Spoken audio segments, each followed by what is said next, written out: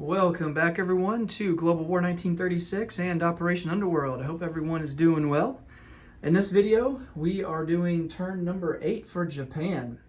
And this is going to be another pretty big turn for Japan, as we are going to declare war on the Commonwealth and also the United States. So the United States, let's come over to the income chart here.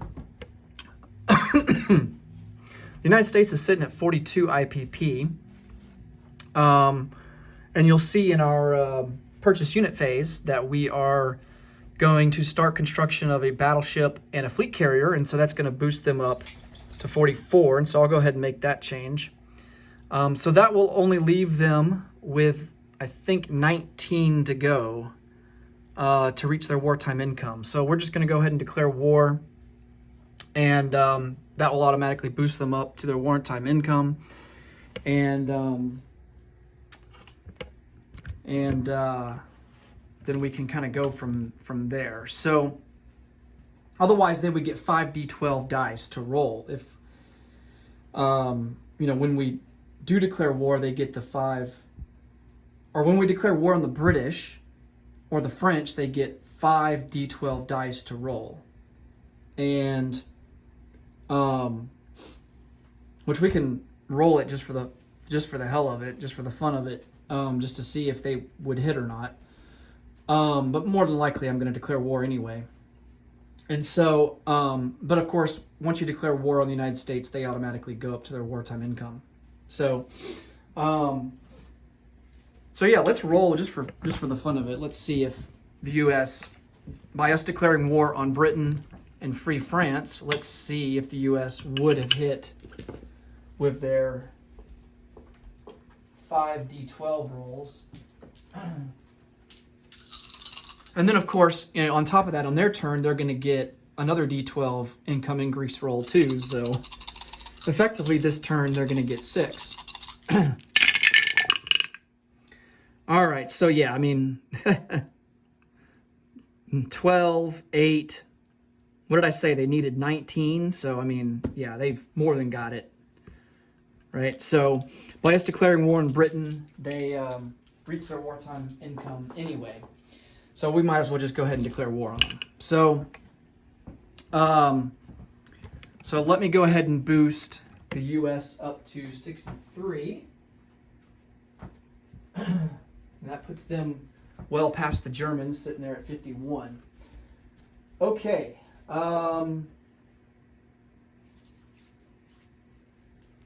Let's go over our technology rolls and our purchases.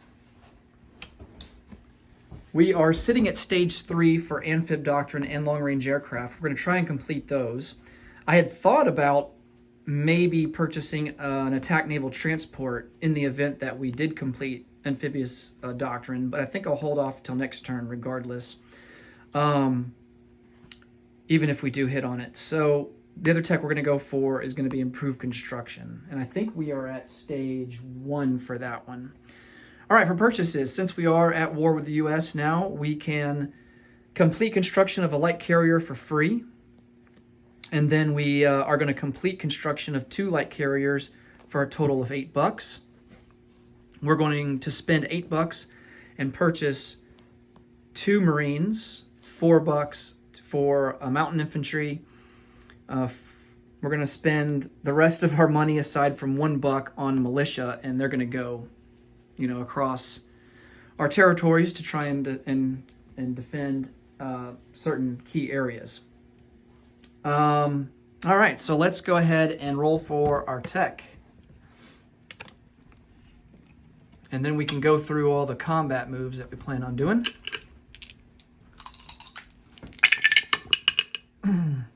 We will re-roll this one because it's kind of cocked. This one I think would have missed regardless.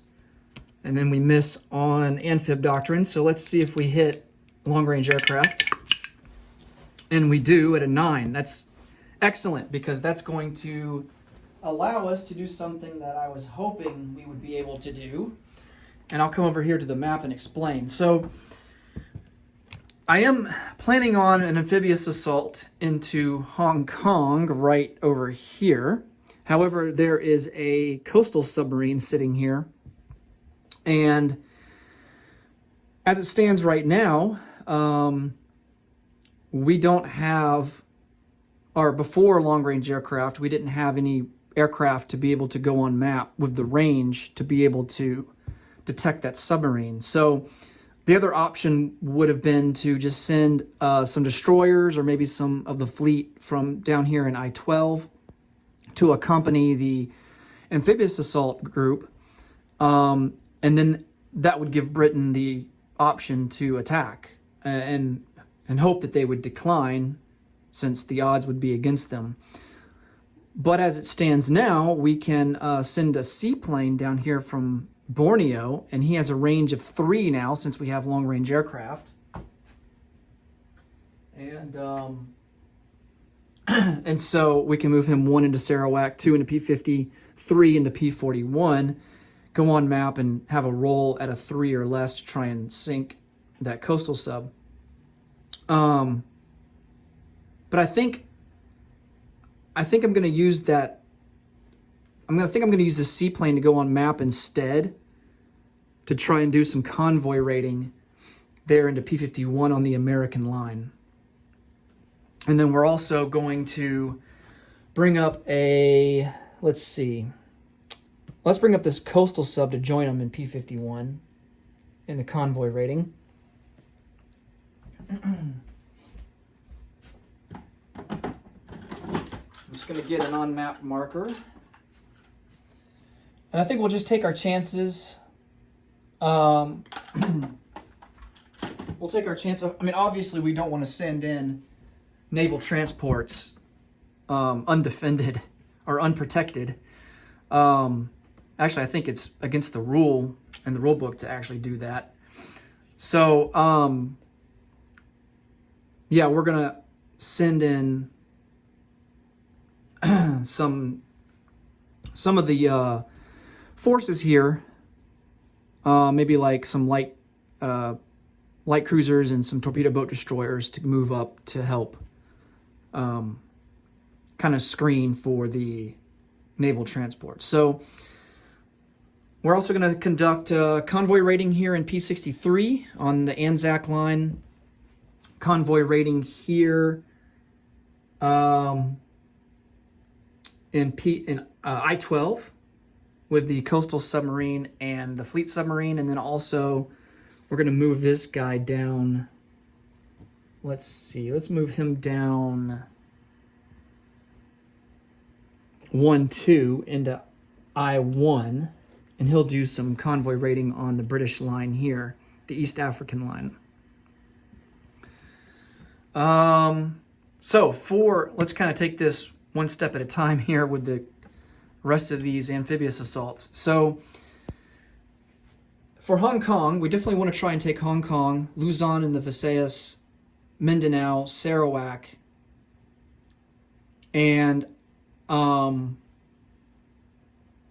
think we're going to use our special ability. The first time that we go to war against a major power, we get a special ability, a special first strike ability, or surprise attack ability. And I think we're going to use that on Calcutta. And we're going to take, and basically how this rule works is that ships and aircraft get a bonus movement range of +1. So this would give naval transports, if they're starting from a major naval facility, a movement range of 4, and then destroyers and other ships that have a default range of 3, they would be boosted up to a 5. And then, of course, for aircraft, they would get, like I said, that extra bonus movement range too.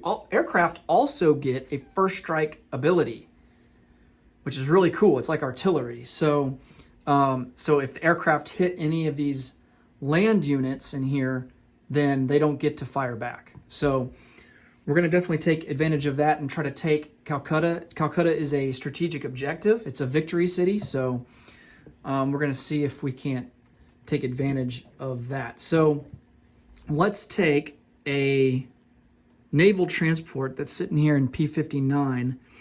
He's going to come up into, now we have a movement range of 3, okay, because we get a bonus of 1. So we're going to come up into I-12, pick up 2 Marines, and bring them there into Calcutta.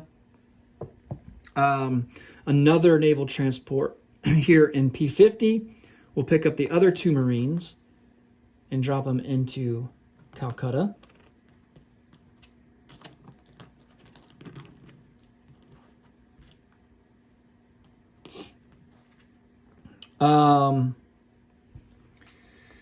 Let's see. We're going to send in 2 battleships, a battle cruiser, and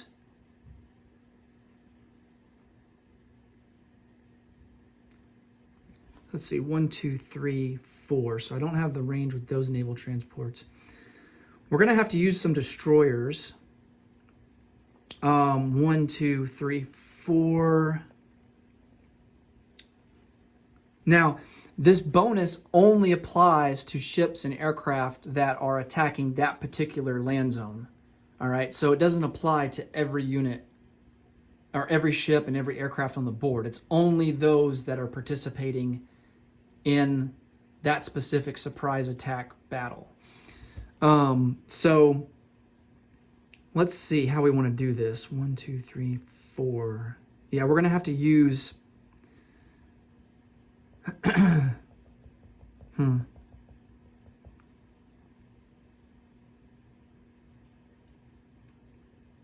tell you what, this... man. See, we don't want to have to contend...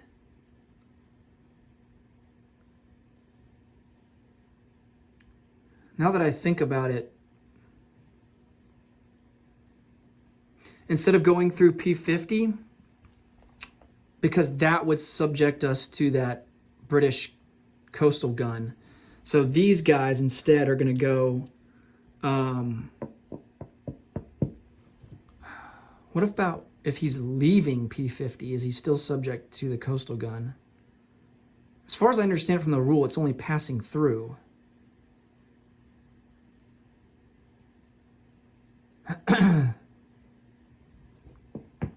Dang it.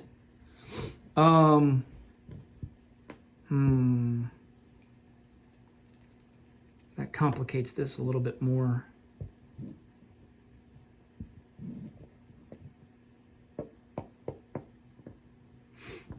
Let me read the rule book real quick on the coastal gun and see what it says.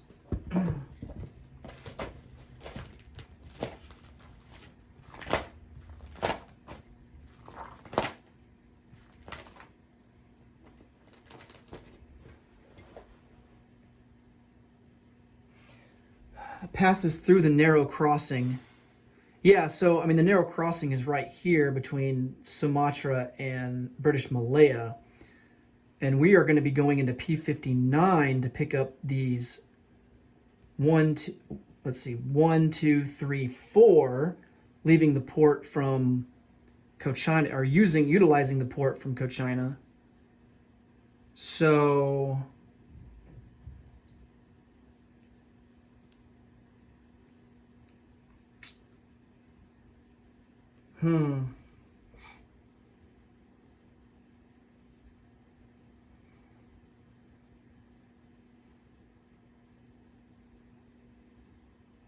So the one that's in P-59 definitely will pick up the 2 guys in Sumatra and go around this way through I-13 and I-12.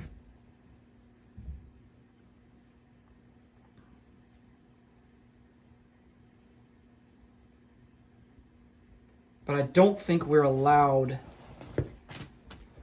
because the units didn't start in Cochin, I don't think we're allowed to use...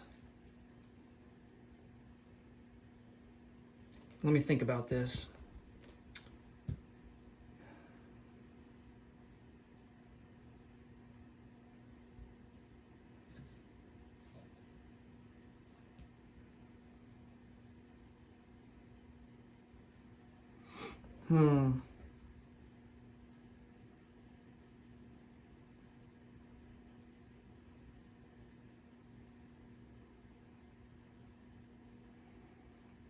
I think because I could be wrong here, but I think because we're not picking up the units from Cochina, we can't utilize that major port to give us a bonus of 1 movement.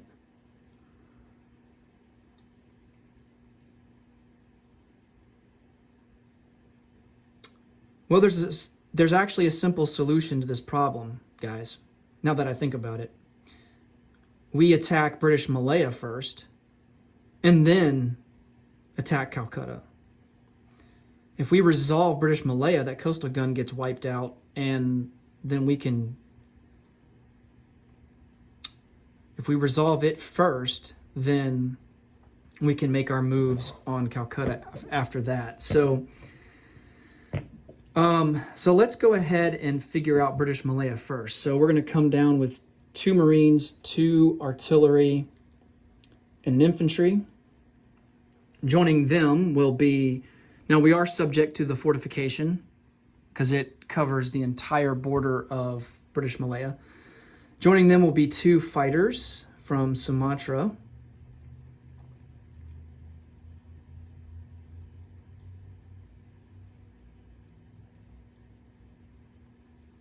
I feel like we're going to need more punching power.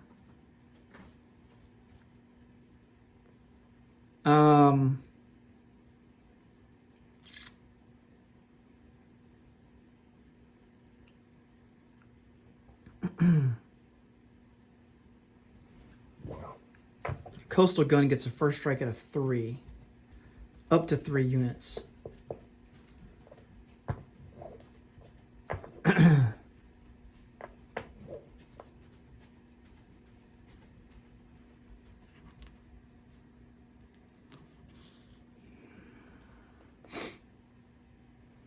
I'm going to move these guys back because I'm not certain about that move quite yet. I think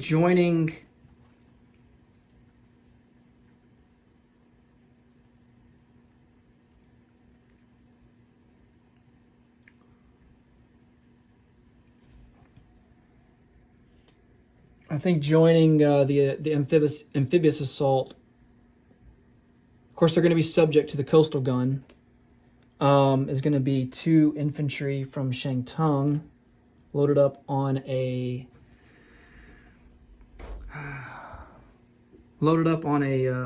naval transport.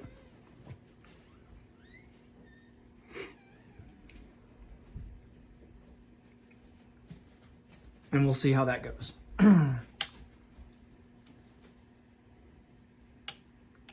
All right, let's roll for that. I'm trying to decide if I want to add any more.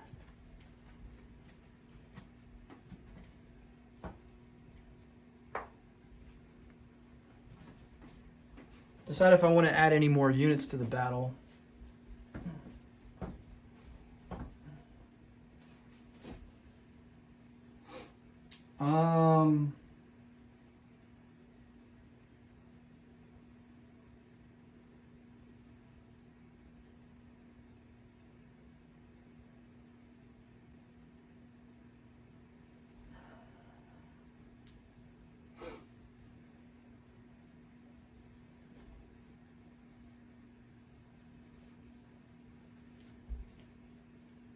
Let's load up another infantry from Hunan on a destroyer and bring him down. All right, so we have 3 units. So the coastal guns will get 3 shots at us at a 3 or less. So let's roll for that first.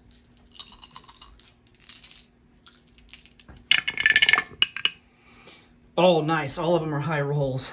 Oh, fantastic. Okay. Whew. Next up, he has a fortification that gets a first strike. We also have 2 artillery first strike. Now, we are attacking in the mountains with... British Malaya is considered a mountainous territory, so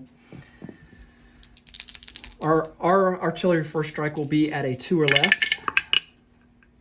Both misses. And then his 2 fortification shots are at a 5 or less. And he misses. Wow. Oh man, that's a shocker there. Okay. What else do we have? So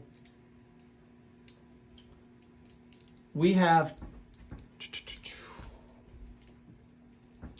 1, 2, 3, 4, 5. We have 2 Marines that are boosted to a 2 because of the artillery. There's a hit. And then we have 4 infantry that are going to be at a 1. Man. Dang it. So close. No hits there. And then we've got 2 fighters.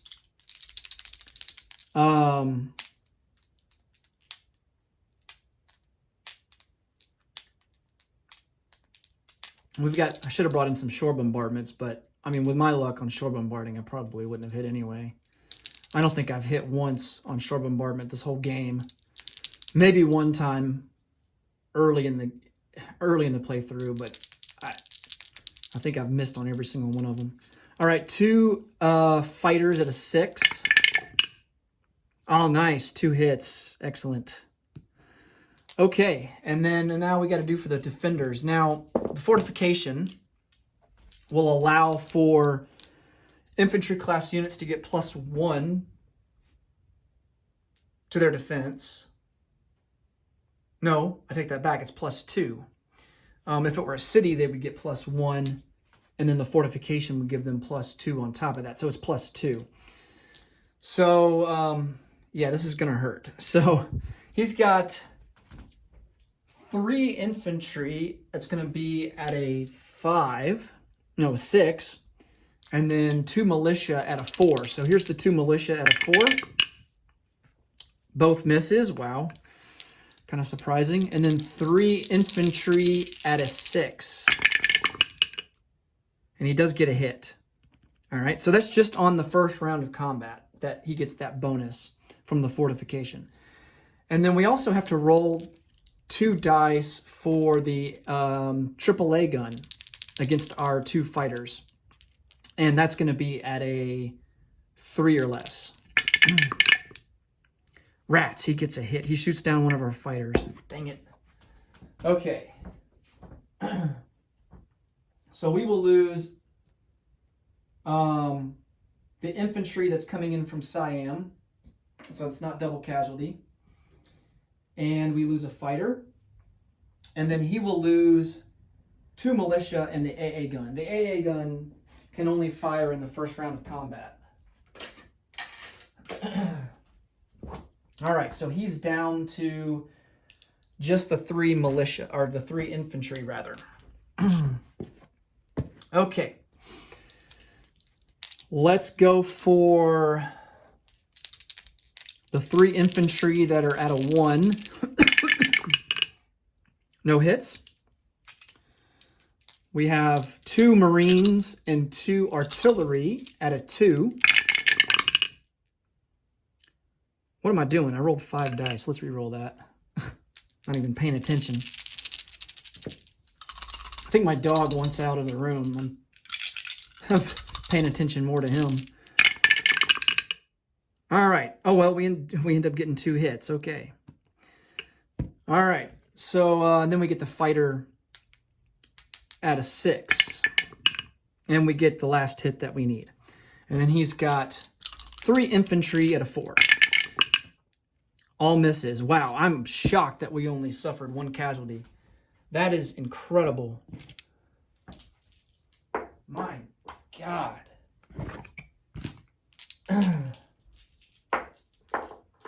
Okay. I take that back. We suffered 2 casualties. But still, I mean, jeez.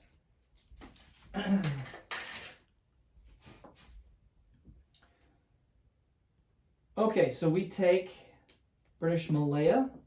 The fortification is destroyed along with the coastal gun.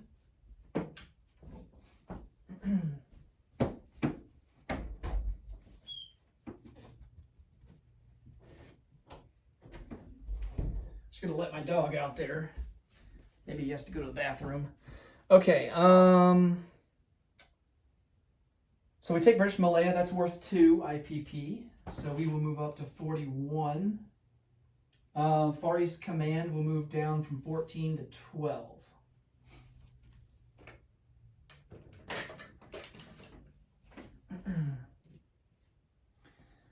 All right. So now that frees up the way to be able to safely go and send everything that we were going to send into Calcutta.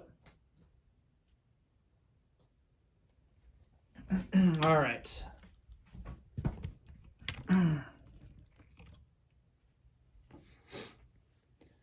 So that's going to be this extra naval transport.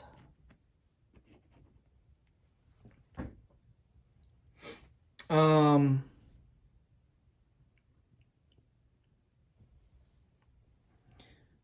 just for clarification, those guys, they didn't come through P-41. They came down through Luzon and the Visayas, through P-42 to P-50 to avoid that coastal sub. Not even give them the opportunity to try and attack us. Okay. What else do we want to send? Of course, we're going to send our planes from our carriers with their +1 movement range. So it's going to be 2 tactical bombers and a fighter.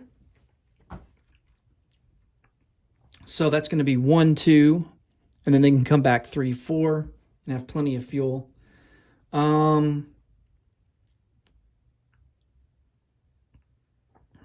going to need to bring some more guys in. How about...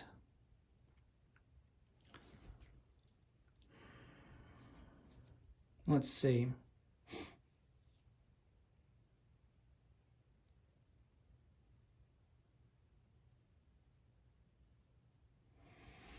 How do we want to do this? We still got to have guys left over to attack Hong Kong, too. I was trying to figure out a way to also take over Guam and Wake, but I think that's going to have to wait another turn. Oh yeah, we still got Sarawak that I wanted to take out. That might have to wait. That might have to wait as well. Let's see.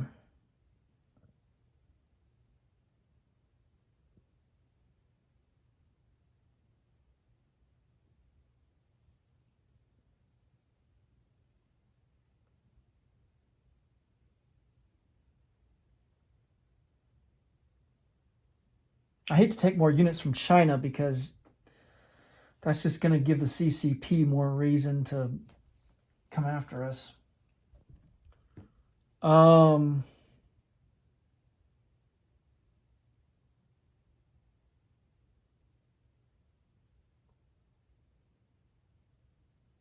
Let's pick up 2 infantry. Let's see, 1. That's not going to work. 1, 2, 3, 4, 5. Yeah, that's not going to work.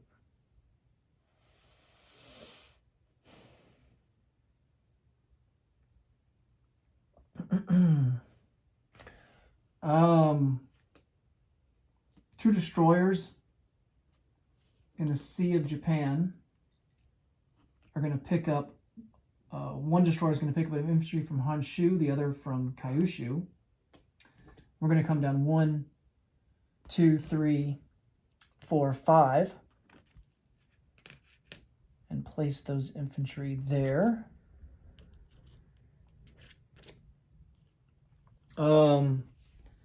Battle fleet's going to come up and amphibious assault, or support the amphibious assault by shore bombardment. So we have 6 guys, so that means we can use 6 ships to do that. It's going to be 4, I guess technically 1. Wait, 1, 2, 3, 4, 5, 6, yeah. So 2 heavy cruisers, I guess, technically stay back in I-12. but the rest of the fleet will go up and support the shore bombardment. Okay. They have a fortification. They have an AA gun. My question is, does the fortification suffer a -1 to its defense as well, since we're doing a surprise attack? I would assume that it applies.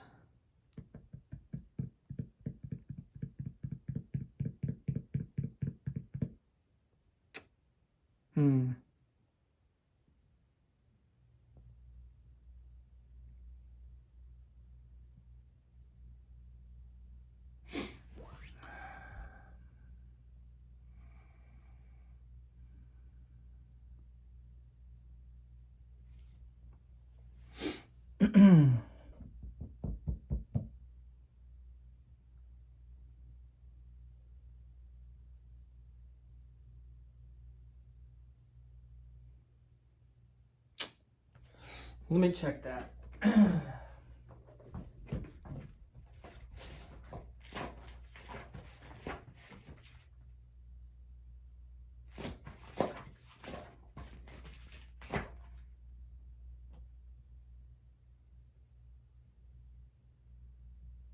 All enemy units receive -1 defense on the first round of combat.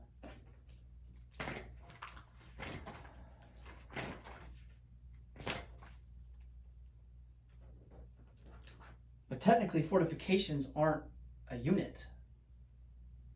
They're a facility.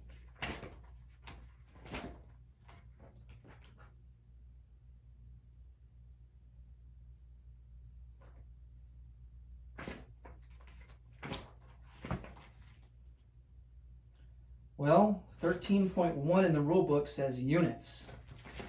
And then it's got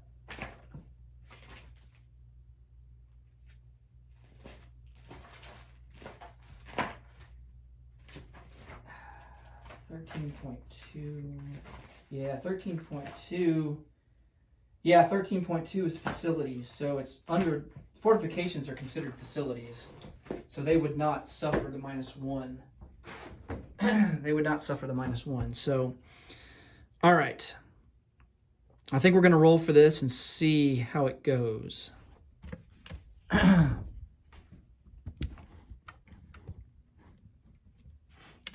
We've had decent luck so far, so let's hope that continues. Okay. The first thing to do is the shore bombardment. We have 2 battleships at a 4.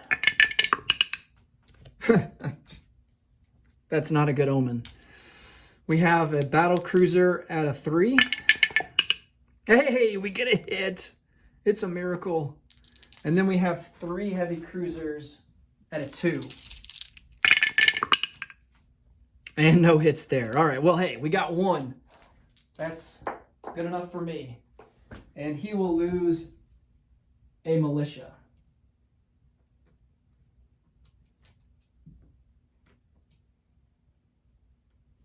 Okay. All right, so next we have to resolve we have to do the first strikes for the aircraft. So let's go ahead and do that.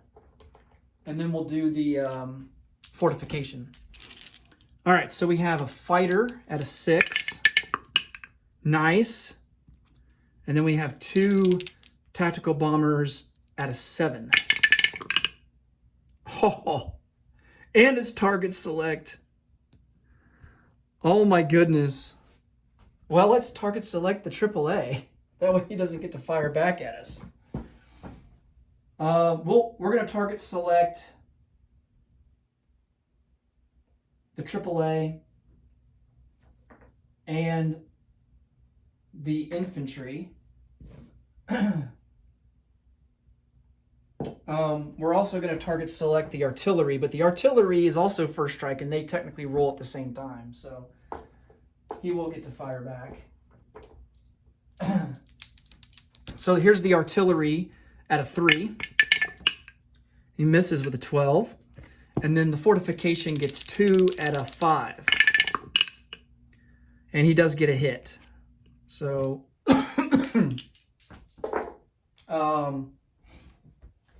we will lose a Marine.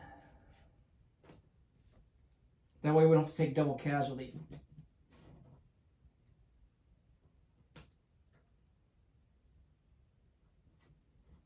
All right, and then he loses the artillery. So all he has left in defense is 2 militia.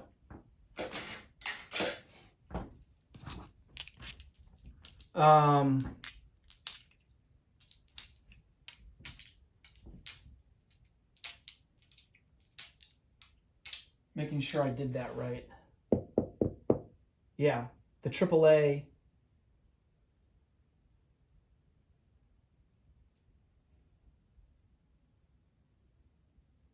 No, he still has 1 left because we hit the shore bombardment, and then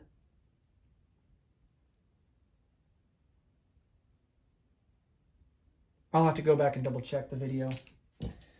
All right. Let's see here.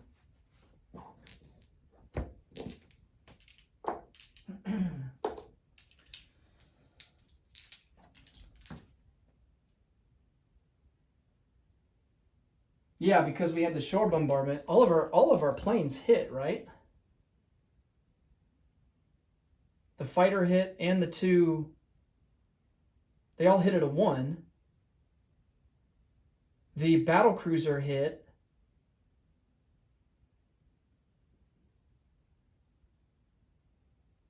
Gosh, now I can't even remember. Dang it.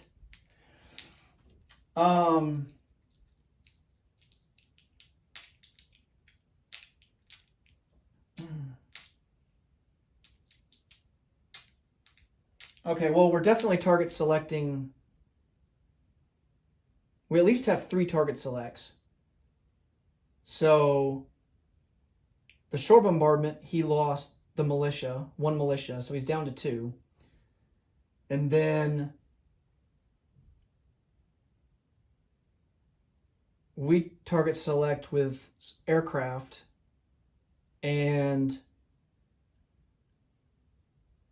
at that moment,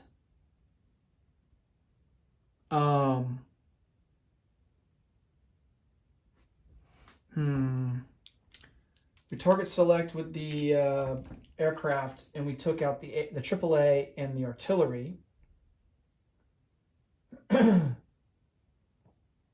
So he would only have, at the very least, he would only have an infantry left.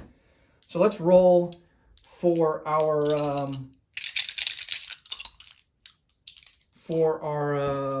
amphibious assault units. So 2 infantry at a 2 and 3 Marines at a 2.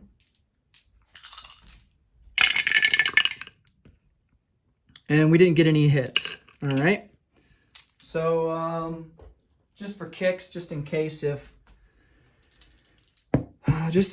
the infantry is not dead, he will defend this first round. The fortification, he gets -1 in the defense. So that negates the city bonus. So the fortification puts him up 2, so he gets to defend at a 6.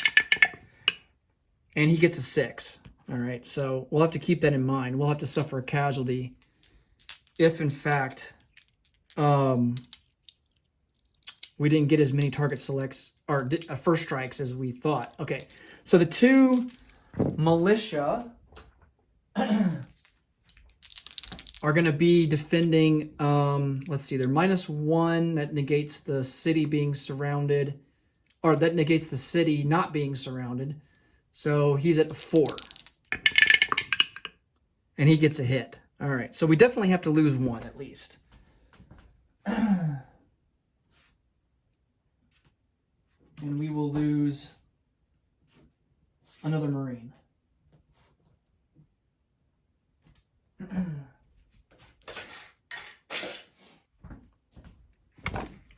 Let me see.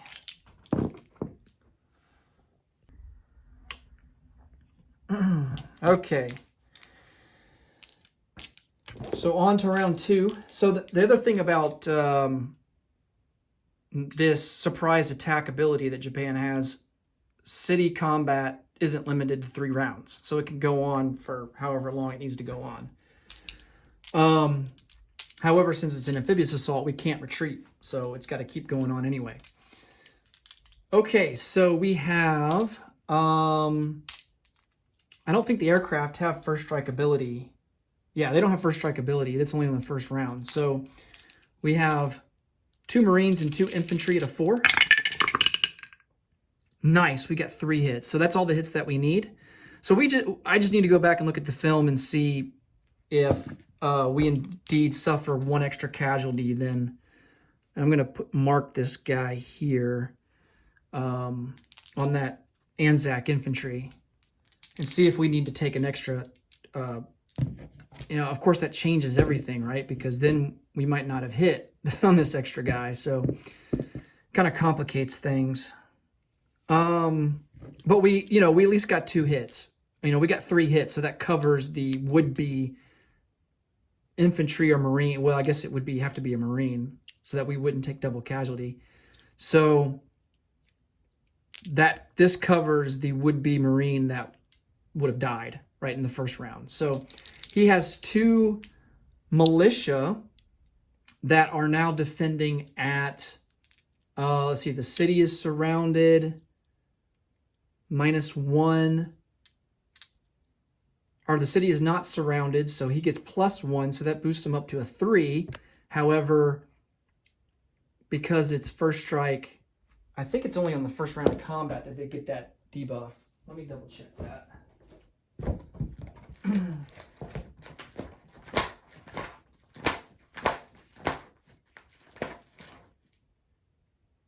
Yeah, it's only in the first round of combat. That's what I thought. So he's back up to defending at a 3. Both of those guys defended a 3 now because the city is not surrounded, and he gets a +1 defense bonus. And he gets a hit. All right, so that's unfortunate. So now we can lose an infantry, and we may have to lose a Marine, but I'll have to go back in the video. Sorry this is taking so long, guys. It's just, there's so much going on. Whenever you have stuff like this, it's like with the German turn. It's so easy to miss things and so easy to just screw something up. Okay. All right, so he loses Calcutta. And we get to roll for these 2 destroyers that are in port here to see if they're either scuttled or if we are able to take them over and acquire them for our own ventures. So let's bring them over to the dice tower. Let's roll for them before I forget. All right, I think the way this works is if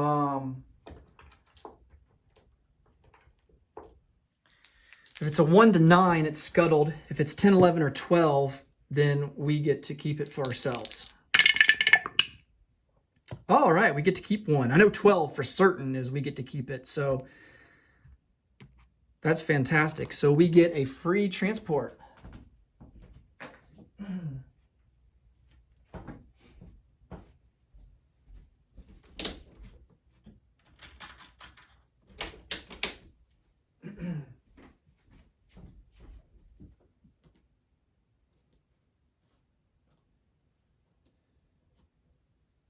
All right, so the fortification comes off the board. We do keep the minor factory, however.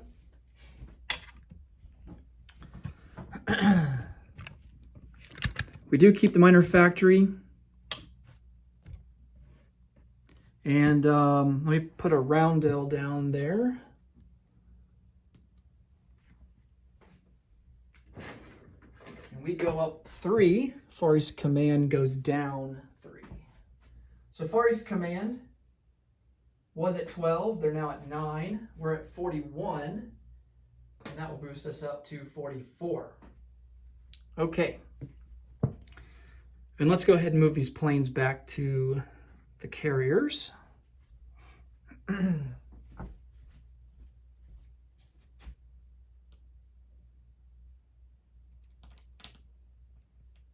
Back to the unit card they go.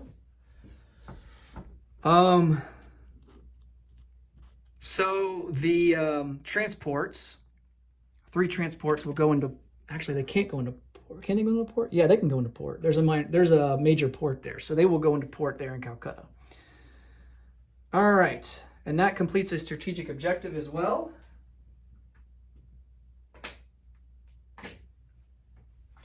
So I'll change that out on the chart. Now let's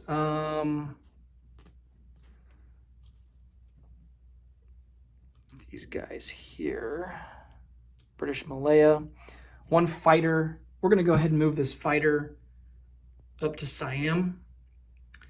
And then these troop transports will go into port in Singapore. And this destroyer will just kind of hang out in P-50. Okay. Now we got to figure out about Hong Kong and Sarawak. So we were going to bring down a troop transport's going to take 2 Marines down into P-40. Oh boy.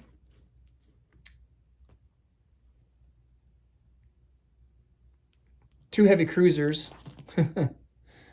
from I-12 are going to come up 1-2 into P-41. That British coastal sub will have the option to attack. The naval transport will pick up 2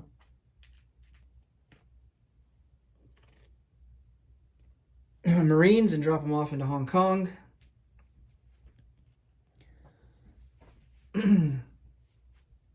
We're also going to bring down this carrier. No. From the fleet carrier that's in the carrier fleet that's in I-12, we're going to bring 3 torpedo boat destroyers and 3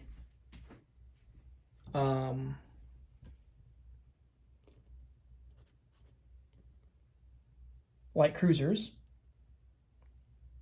I'm not going to take any chances here. We don't want the British to have the option to attack. We want to discourage them as much as possible.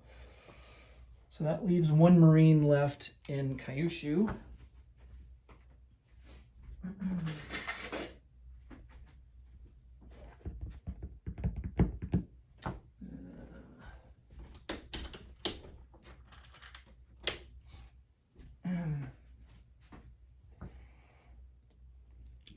Okay.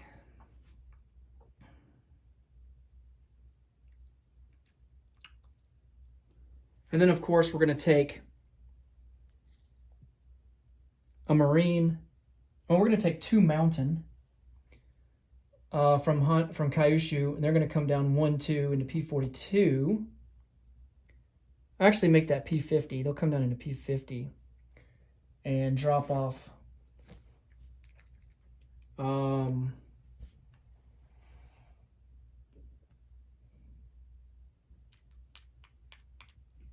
one Mountain in Luzon and Visayas, and then 1 Mountain into Mindanao.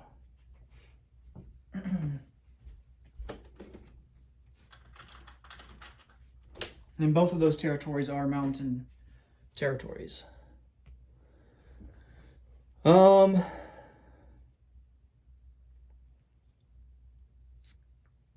Then a destroyer is going to come up and take this Marine, and the Marine will come down into P-50, or the destroyer will come down into P-50 and drop them off Luzon and Visayas.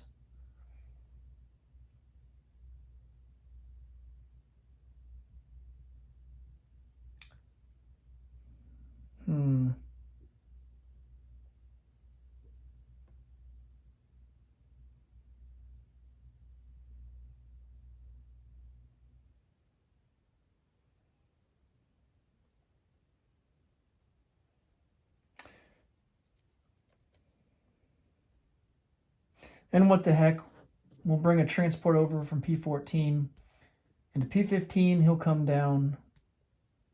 So that's 1, 2, 3 into P42 with these 2 infantry. And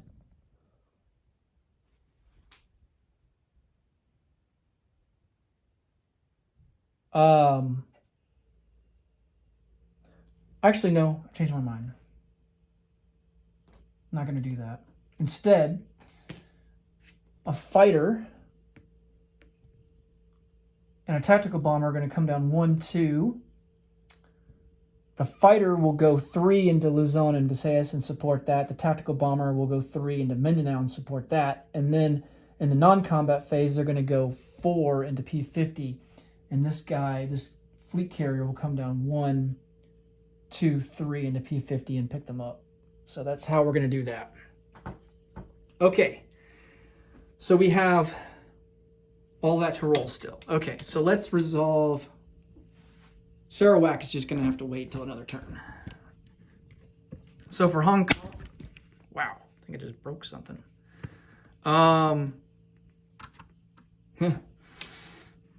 So for Hong Kong, we have 2 Marines.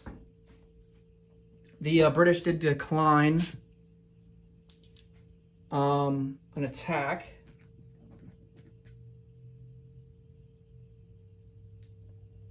So now my question becomes, and this is part of the rule that I'm not sure about, is, well, the British would decline attack regardless of it anyway. So we're going to use, because of the light cruisers and the 3 torpedo boat destroyers. So we're going to use the 2, those 5 ships with the screening force against the potential attack against the British coastal submarine. The 2 heavy cruisers are a part of the amphibious assault that are going to shore bombard. So I think that's how that works. That's why I needed to send in those other ships, because I don't think you could use the 2 heavy cruisers to basically act as a screening force and then conduct shore bombardment. I don't think you can do that. So, all right. So the 2 heavy cruisers shore bombard at a 2. And I got the wrong dice. I don't want to use those dice. I'll use these. And we miss. Of course we miss. Why would I expect anything different? All right. 2 Marines, and we are in mountains, unfortunately. So 2 Marines attack. This is going to be tough. 2 Marines at a 1. Almost, but no cigar. And he defends. Crap, that's a city. This is not a good idea. He defends at a 3. Well, is the city surrounded? No, technically it's not, because the Allies have Kwang Tung, so technically it's not surrounded. All right, so yeah, he defends at a 3. 2 or 3. All right, well, that was an utter failure. That was a disaster.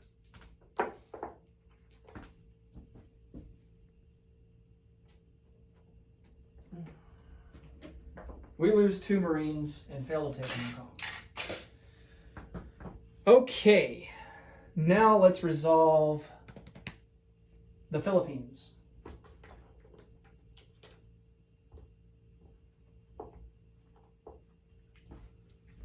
Okay, so we have, in the Luzon and Visayas, we have a Marine. Yep, Marine at a 1. Big time miss. And then we have a mountain infantry at a 2. That's a miss. We have a fighter at a 6. That's a miss. All right. Not off to a good start here either. And then he's got a militia at a 2. Thank God it's not a city. And that's an 8, so that misses. Okay. And on to round 2. Marine at a 1. That's a miss. Mountain at a 2. Hey, there's our hit. And then he's got a defense at a 2. And he misses. Okay, so we take Luzon into the Phaseus.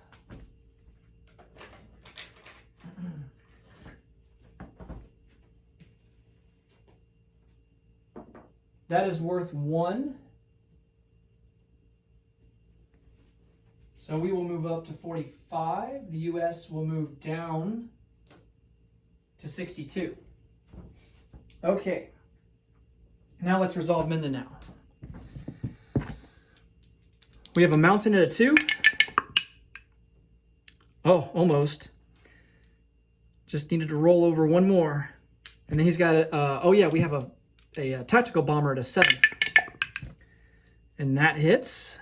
And then he's got a defense at a 2.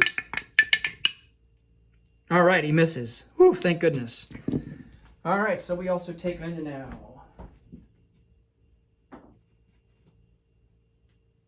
And that is worth 1. So we move up to 46. US is now down to 61. Okay.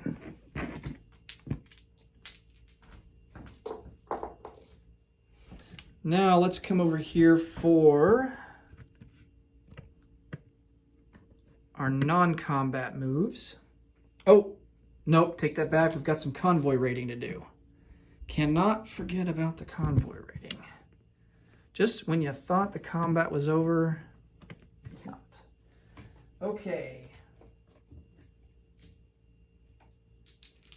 Let's do this, the fleet sub here in I-1.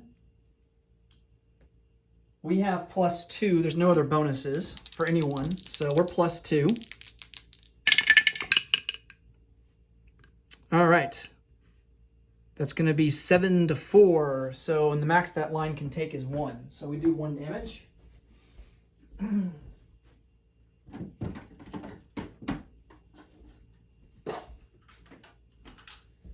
All right, so 1 damage on that line. Next up, we have I-12. Max we can do on that line is 1 as well. So let's do the coastal sub. That's going to be +1. And we do the max damage on that line. So no need to roll for the fleet sub. All right, and then let's do the Anzac line here in P63. So the max damage we could do there is 2. So we have +2 on that. And I think we only do 1 damage, so that's going to be 4 to 3. So 1s across the board so far. Not very exhilarating. But, you know, it adds up. Let's see. We have the seaplane that's on map. I believe that's +2. Let me double check.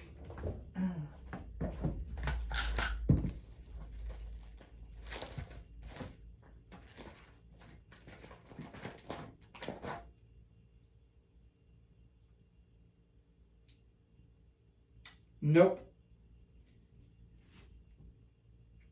It is +1. All right, so +1 to no bonus for the Americans. Hey, all right, so 7 to 4. So I think we max out that line, actually. Yeah, the max is 3, so that's really good. No need to roll for the coastal sub. And I think that's all of the convoy rating to resolve.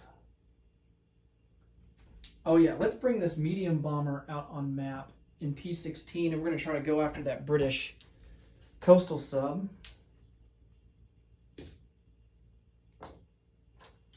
Forgot to announce that. So medium bomber is at a 7. And we do sink the British fleet sub. Thank goodness. He was being a bit annoying. And then that medium bomber will go back into Honshu. Okay. I believe that is all of the combat resolution. At long last. Okay. So this seaplane will come off map and go back into Borneo. We already put the medium bomber back. Fighter is back into Siam. We need to bring down the fleet sub, or the fleet sub, the fleet carrier. 1, 2, 3 into P50. He goes, and the planes will come over into P50 to join him. We're going to take a naval transport here in P14. He's going to come over to P15, pick up 2 infantry, and bring them over into Shantung, and that naval transport will go into port there into Shantung. Actually, no, let's not put him into port. Let's just leave him out in P15. Okay.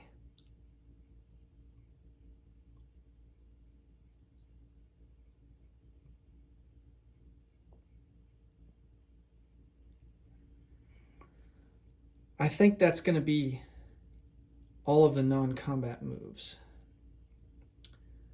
Well, in East China, let's look at East China here, just to make sure. So, in East China,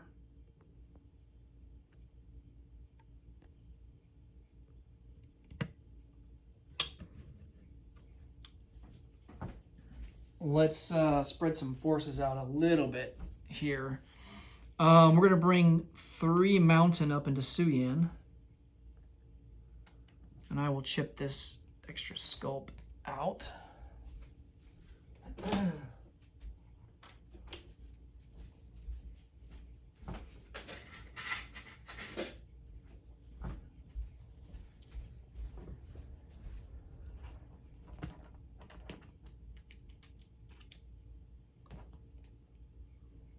They will be more effective there in the mountains. And then in exchange, we're going to bring down 2 infantry into Hopei.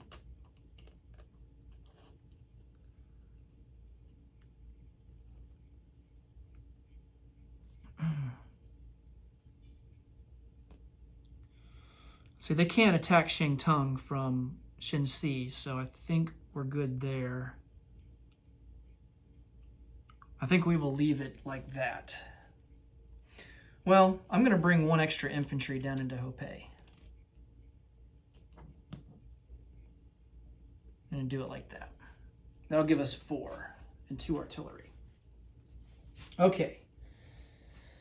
And I think that will do it. So let's place down some units.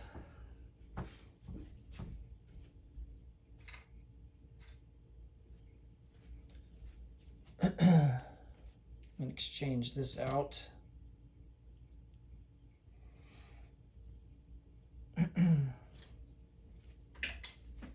All right. 3 light carriers will be produced in P15 here in Kyushu. No airplanes aboard them yet. 1 mountain is going to go into Rihi, and then 2 Marines into Kyushu. That's the maximum that we can place down in Kyushu. And then all we have left is a bunch of militia. So 2 militia will go into Beiping, 2 militia into Nanking, and then 1 militia into Anatonkin, 1 militia into Cochinna. And I think that will do it. So let's count up our income here.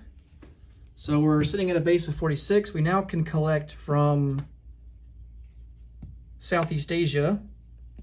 Let's see, Philippines, we get +2 for that. We got Java, we got Malaya and Borneo. Wow, so I think we get +8. And then 5 on top of that, so we get 13. So that's going to put us at 59. I think that's all the bonuses we get. So yeah, we collect 59 for next turn. We saved $1, so we actually get 60. All right, so we get 60 for next turn. That will do it for Japan. Next up will be the Commonwealth and Free France. Thanks so much for watching as always, and until next time, see you in the next video. Take care. Bye for now.